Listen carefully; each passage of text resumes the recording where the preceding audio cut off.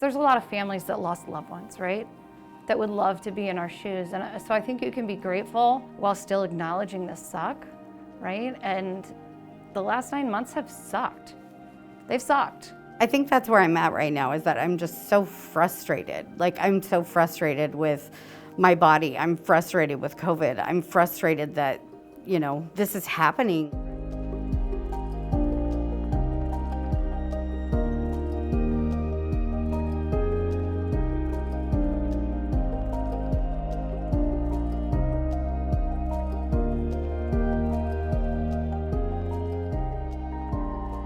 Having it the second time months later was better. The treatment was better. Oh gosh, yeah. Yeah. I right away got a Z-Pack, got some steroids, But In May, they still really had no idea what was going on. No, absolutely no Right. idea. Right. Yeah, and I literally felt like I was dying. So I still have the tachycardia. I still have the horrible, horrible brain fog. My husband asked me 3 times the other night to go get a bag of ice. 3 times that I left the house, and all 3 times I forgot. I'm on 15 different medicines now. It's just ridiculous. 12. Right? Yeah. Yeah. 12 different prescriptions. I Yes. was actually looking at that this morning. I looked at mine last night, Yeah. so I could remember it. Yeah, same. 12 different prescriptions. Yeah. So what was your story? At that point, that it was something different. I was kind of praying that I had the flu, to be Right? honest. Isn't that weird? I thought that was really, when I got tested, I thought really that was my only out, because I knew it wasn't a cold, it wasn't bronchitis. I knew it was something different. Unfortunately, it was COVID. I was very sick for about 15, 16 days. So that, the acute phase of COVID lasted, like I said, I think I started to slowly turn a corner probably around day 13. But still, even after I got out of jail, Right. I still didn't feel that great. And, I was told to expect that. And so, as I continued to kind of struggle in the weeks after COVID, I really thought or hoped that it was normal. I mean, there was discussions about long COVID. I was praying to God that wasn't the case, that this was just, my body needed time to recover. And as things started, after probably the first of the year, things kind of started to shift. I knew that I wasn't in the kind of post-COVID acute phase sort of thing. And new things started kind of popping up. The brain fog was there from the get-go. I don't remember hardly any conversations I had those first couple of months. But I started getting neuralgia in my face. I had insomnia, was having a lot of gastrointestinal issues. Actually, over the winter and spring, I lost 30 pounds, which was strange. I love food, and my appetite just wasn't there. I did lose my smell as well. That gradually came back, so it wasn't like I was having an issue tasting food. I just felt sick. I just didn't feel right. Didn't feel right. Almost like you would feel when you're coming down with something, only that's how I felt every day. It never at least goes away. Initially, right? So the pain continued. Then started on some, we kind of changed up my medications and added in some medications for autoimmune type issues, because that's what they suspect, that I kind of had an underlying autoimmune issue of sorts that COVID just kind of exacerbated. So that did help. That said, that was 8 months ago or 9 months ago that I tested positive for COVID, and it has been a roller coaster, right? So there are days when I think, oh, I think I'm getting better. And then it's like, oh, that's cute. COVID's like, oh, that's cute. Yeah. That's cute. Here's this. Let's throw another random thing at you. I mean, I had bruises all over my legs for no reason. I seem to be a lot more sensitive to allergy type stuff. I actually had an anaphylactic reaction to CT contrast dye. Oh, wow. Which I've had before with absolutely no issues. But yeah, I had a CT scan for the abdominal pain, and I've never had an anaphylactic reaction to anything in my life, let alone contrast dye, which is what I've had it before. And yeah, thankfully I got it done at Methodist, so they could take me down to the emergency room for the epi. Yeah.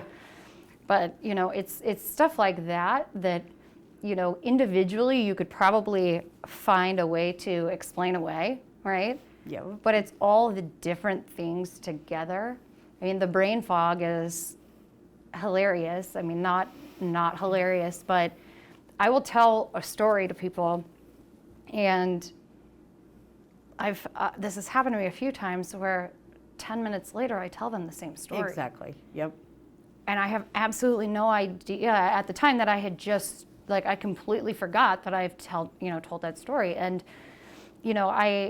the brain fog, I think, has slowly started to get better for me. But what I found is that my brain doesn't have the same capacity To hold it all. Right. It's like it has a limited capacity. So, I had a rough month, a couple of deaths in the family and surgery in this last month. And I have found that I have really struggled with the brain fog again in this last month. Mm-hmm. It's like my brain does okay if the stimuli is limited. Right, if it's limited. But the second that my brain gets overstimulated, it's like it's kind of like it shuts down. And so that's been a little bit frustrating this last month, because I thought that part was getting better, and then I've found, obviously I've been over capacity with things going on, and it's like I'm struggling all over again and forgetting things, and just struggling to focus, struggling to put, sometimes if I'm writing a client email or having a client conversation, it's sometimes you completely lose your train of thought mid-thought. And you just stop and stare. Right. Yep. It's like you know what you want to say. But it's not there. It's on not the tip coming. of your tongue, Right. and you cannot think of it. Right. It's just not, that your brain just doesn't connect. Mm-hmm. So, I would say for me, the biggest issue has been the pain. I have had a lot of pain in the last 9 months. Have you been diagnosed with fibromyalgia at all? No, I have a long orthopedic history. Okay. And so it's kind of like everything that I ever had, COVID just kind of lit it on fire. I've heard people say COVID kind of preys on your weak spots. Mm-hmm. Well, it absolutely did. Any place that I'd had a surgery, an injury, nerve damage, anything like that, it's like it's all coming back at once, right? Yep. Even if it's happened at different times in the last 10 years, it's all there now at the same time. It is the most random and bizarre thing. So obviously one of my meds has been pain medication, just to be comfortable. I had one of my last surgeries, I had a couple of screws put in my tibia and didn't have any issues with them until I got COVID. And it was like I couldn't stand to have them in anymore. They just hurt all the time. They hurt all the time. I had low-grade arthritis prior to COVID, and now I have grade 3 arthritis in that knee. My last surgery was 4 years ago, and so we don't have any comparative x-rays, but I had stopped all impact activity and things like that to kind of prolong my knee, and yet somehow I went from, grade 1 to now grade 3 arthritis, after not having any issues until COVID. So had surgery about 3 weeks ago, actually maybe a month ago, to clean it all out and remove those screws. Did that help at all? Still doing rehab in physical therapy 4 or 5 times a week. Yeah. But yeah, it has so far, fingers crossed. Right. Yeah, fingers crossed. It's Who a little knows? early, exactly. It's Yeah. a little early to really know. I'm cautiously optimistic and hopeful based on, where I'm at now, and just thankful with, as weird as my body has been, that the surgery went relatively smooth. Okay, so you say that. So I do have a question. So are you still optimistic about, like, I've had it twice now. So my doctors have told me, we see people, you're 9 months out. Like, so mine, I guess they said, like, starts over, so to speak, or whatever. Mm-hmm. I had it in May, then I had it December. So Right. starts over. And do I get it, like, twice as bad as the long haulers thing, I guess is what they want to say, the symptoms? Like, I legit was talking to my husband last night and had an emotional breakdown. I was reading the notes for this today, and it said, like, what are your plans for the future, whatever. And I literally I broke down and bawled. We take a camping trip usually about every year with another family. And we did that this last week, and it's about 4.5 hours away. And by the third day, I literally laid in my camper all day long. I couldn't go swim in the river with my kids. I couldn't, if I work 2 days in a row, I have to have the next day off because I just physically can't do it. Right. I've worked 2 jobs and was a single mom for I don't even know how long. And now I'm lucky if I can maybe work 3 days a week. So I'm trying so hard to be optimistic about it, but it is so draining on me every day to think that this is what my life is now. And I try not to think that. I try not to think about it at all because it is depressing. Yes. I guess my take is a little bit different. So I was in a car accident in 2015, and I went through 2.5 years of recovery, multiple surgeries. And, one way that I found to get through that was to literally not think. Just to literally focus on one foot in front of the other and not accept that this was my life. Even though the odds weren't in my favor and I was told, nerve damage would be permanent, I was told all sorts of things. And the way I thought about it was, okay, maybe my life won't be the same, right? But if I keep pushing and refuse to accept status quo, I'm still probably going to be better off. Even if I don't get back to the life that I had, I'll still be better off, right?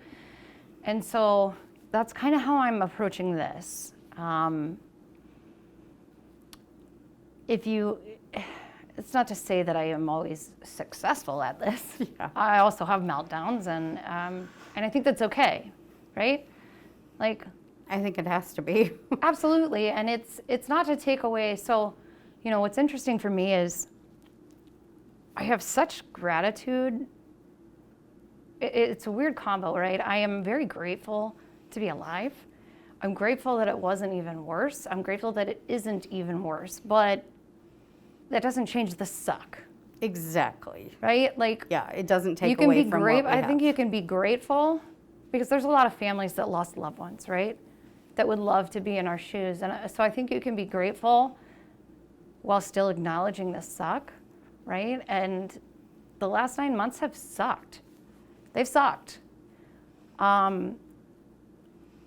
But I don't intend to accept status quo. The thing is you can't even really, I don't even think we can really even look at that right now because there's still so much that they don't know. They don't have a clue, and they do the best they can. I think that's where I'm at right now, is that I'm just so frustrated. Like, I'm so frustrated with my body. I'm frustrated with COVID. I'm frustrated that, this is happening. Right. And yeah, you are completely right about, we are 100% grateful that, we didn't, especially you being asthmatic, like, Right. geez, you could have been on a vent super Well, even easy. with you with the Crohn, I mean, Yeah. you also, yeah. I mean, there's so many other ways it could go, but that doesn't diminish what has sucked. But I guess, my suggestion would be don't think so much about, months from now, because think about, you made the comment it was easier the second go around, right? Because they had Yeah. all sorts of, different knowledge. So that's what I'm clinging to, is I know they're trying, and I know they are trying to figure it out, and they're doing the research and all of that. There's still so much they don't know, and I have to believe that it's eventually going to click. And somebody's going to figure it out someday. Or Right. the most part of it. I think, there's so many unknowns. There's so many, some people get the long COVID symptoms for 3 months, some 6 months, some 9 months, right? And I just try not to think super long term. I kind of take each day as it comes. Some days are better than others. My good days look a hell of a lot different than my good days used to. Exactly. But when I look back at where I was January and February, I try to look at that kind of thing, right? Because you get It's lost better in than the what it was. day-to-day. Yeah. And you tend to focus on the setbacks. So I've tried to kind of compare myself to previous months, if that makes sense. It does. Because my brain doesn't have the capacity to think about the what ifs. Do I know that there's a possibility that I will continue to struggle, you and I will continue to struggle with this for a long time? Yeah, absolutely. I know that's a possibility, right? But I'm quite sure you'd probably say you're better than you were in January. I am. So I hope that continues. I have to cling on to that because my physically, emotionally, spiritually, I don't have the capacity anymore after the last 9 months to think about those kind of possibilities. I just don't. It's mentally exhausting 100%. to just think about, like, writing down. I had to go somewhere. I don't remember what it was, and I had to write down, like, all of my medical conditions, which Yeah. Do you have, like, the notes section on your phone? I have a Yes. separate. I usually just print it out or email it to them. Yes, yeah. Like, just attach this to my chart. Yes, yeah. But I had to, like, write everything out and then, Right. like, write down all of my prescriptions. And then, yeah, like, or even just, telling you my story or you telling me yours. Like, it's mentally and emotionally exhausting. It's made my anxiety go through the roof. Mm-hmm. I so used to be that person. Like, I mean, I bartended, I do hair. I'm a super social person. I would be the person in the front row at a concert. Like, yes, that's totally me. And now seeing stuff like that makes me twitch almost. Mm-hmm. I don't know if that is part of COVID, like, and part of the society that we were so shut down for so long.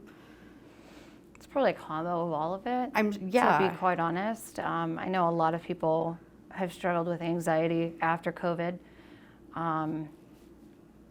I think I've probably adapted an unhealthy coping mechanism of compartmentalization. Because again, my brain doesn't have the space, right? But I'm with you that there's certain scenarios that also give me anxiety.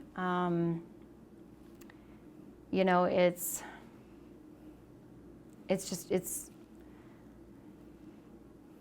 interesting, because we've gone through this, and you went through it twice, and now here we are again in a surge. I know. And it's a little bit terrifying, because I feel lucky that I came out as well as I did with lung issues, and but I don't know. My body still is not right. My body does not respond to things the way it should. My body just basically went haywire and hasn't really reset. It's, it's improved and it's calmed down, but it still doesn't respond how it should. So I'm not sure that I would be as lucky the second time around. And so that's scary to think about. Even though I know the odds, right? I know what the odds are of getting it again and being vaccinated and getting it again. I know that even if you get it, the odds are that it's going to be mild. But even though I rationally know that, having been through what I've been through, it's still a scary thought. Because I can't trust my body anymore. No. I was saying this last night. I feel like we are allowed to have that irrational, terrified feeling in the back of our head that I'm going to get it again, that I'm going to get it for a third time. Like, I'm almost 6 months out from my vaccine, and now they're saying immunocompromised people get a vaccine or a booster or whatever. And it's just crazy. It's just, the whole thing is crazy. And trying to explain it to somebody who hasn't lived through the aftermath, right, of COVID and had long COVID, it all sounds crazy. It does. It really does. Because it absolutely does. The symptoms span literally every system. And, I am a total science nerd. And it makes absolutely no sense. And I get that.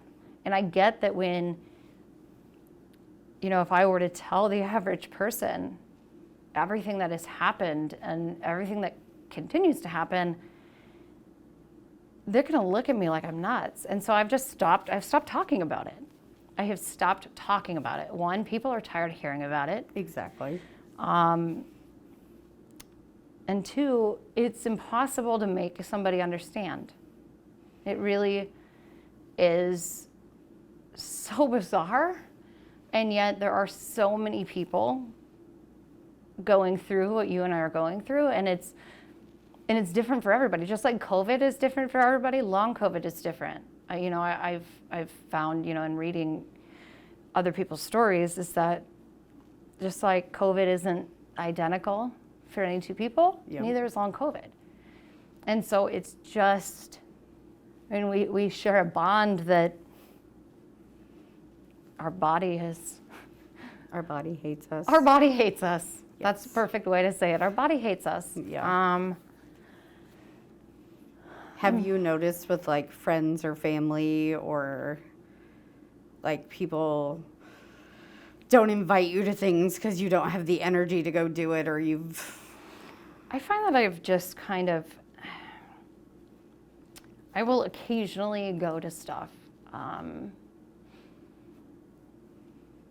I don't really commit to a whole lot because I don't really know. I still have good days and bad days, and I don't know when the bad days are going to happen, and so I don't want to commit to something and then be the jerk that has to cancel. And so, like, hey, I can't come, I have to take a nap. Right. And so I've just kind of found, if I feel good, then I reach out. Because that's kind of what I've done. I've turned down a lot of things, and I am nowhere near as social as I used to be. That part stinks, but on the same token, it's a lot of energy sometimes to go and to do different things. So I try to make myself do it once a month, just for my own mental well-being. I try to get together with friends. I get together with family a little bit more than that. But I try to do something social, even if it's just dinner once a month. You know, I'm fortunate that, you know, I do have a best friend that has been very understanding and compassionate and always checking on me. Yes. You know, always checking in and, you know, making sure that I'm okay. And this person, I'm able to, I mean, it's probably the only friend that I've really told the majority of the last 9 months. Everything too. Right. It's your person, yeah. Right, 100%. And, you know, sometimes feel bad because that's a lot, right? It's a lot for somebody else to take on. 100%. But I'm extremely grateful that I've had that. You know, my family, you know, probably knows a good deal of it as well, but I don't think anybody knows 100% of it because there's too much. It's too much to even try to explain. But I guess I should just, you know, count my blessings that I do have a couple of people that have let me dump and vent and do all of that, because this all would have been a hell of a lot harder Yeah. without that. My husband has been really great about keeping track. Like, he'll look up all my meds that, you know, when I get a new med, and has my med list on his phone and does this. And if I have bad days, you know, he'll take the kids and they go do something. And my kids, like, they've adjusted to mom not being, I mean, thank God my kids are older. They're 11 and 15. If I had toddlers or something, I could never do it. But Yeah. Unfortunately, there's a lot of people that have had to. I know. I don't know how. I don't know. I don't know how. I don't they even know do how it. you do it with older kids. I don't have kids.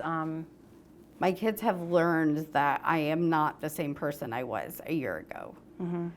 And I think they've adjusted to it. Like, you know, if they come out of their room or something and they're like, oh, you know, mom doesn't feel good today. Mom has a migraine. Mom, you know. The headaches. Oh, I've never had headaches like this in my life, The ever. headaches. That was awful during COVID, and it's been awful since. That's gotten a little bit better for me, but man, Yeah. they are intense, definitely. My Kind of husband. the knock the wind out of you kind of Mhm. headache. Oh, yeah. You can't get out of bed, get out of, Right. literally move. Mm-hmm. My husband and I actually got married last year. We actually just had our anniversary on Thursday. Happy anniversary. Thank you. And we jokingly said, you know, like, it was in August. So, I mean, I had some of the long COVID stuff, but I mean, it wasn't horrible. It wasn't great, but it wasn't as what it is now. And I joke, you know, like, this is not the person you married. This isn't what you signed up for. Yeah. And he's like, well, I'm not going anywhere. And God so, bless yeah, him. right? Yeah. He's very much been a rock for me. First go around for you, they still had no idea what they were dealing with. Yeah. That was still very, very early. Long COVID wasn't really even a thing. They hadn't, yet. yeah, they hadn't even figured out that there was such a thing. So I guess kind of back to what we were talking about. Think about everything that has changed, the knowledge that has changed in a year. It's crazy. Now think about what will happen 1 year from now. I have to believe that. I have to. I mean, we have brilliant people trying to figure it out, right? I have to believe that they're going to come as far in the next year as they have in the last year. I cling to that. Well, I mean, it's nice to sit across from somebody who gets it. And it's not anybody's fault that they don't get it, right? Like, No. It's nobody's fault. I feel bad that you get it. That sucks that you get it. So it's like, it's one of those things, it's kind of strange. I'm such the opposite. I love that you get it. Oh, I know. Like, I love that you get it too. I just wish that yes. neither one of us had to get it. Exactly, yes. I love that we can understand each other. And Right. you just understood what I said because you speak the same language that I do. All Yeah. dyslexic and messed up. Right. And it's so, like, I mean, I will totally, if you ever do get COVID again, like, we're exchanging numbers. Yeah. I'm going to come sit on the other side of the wall.